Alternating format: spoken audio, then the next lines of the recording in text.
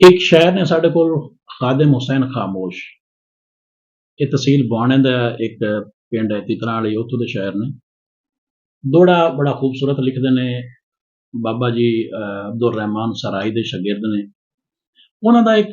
दोड़ा जड़ा ना शिकवा जवाब शिकवा दो दोड़े ने जेडे कि मैं 6वीं 7वीं जमात उस टाइम मैं याद किए, वो मैं थोड़े शेयर करना कि ओरा लाया पखवा जरा सोच के उड,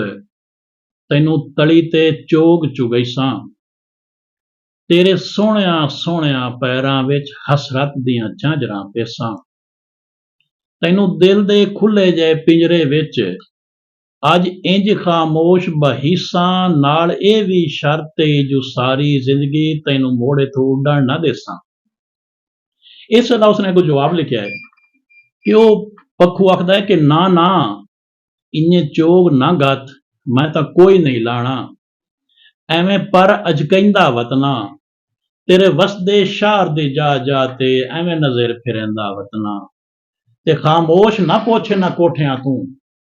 क्यों फेरियां लेंदा वतना, जेड़ा कल तूफान विच रुल गया है वो सजन डुडेंदा वतना।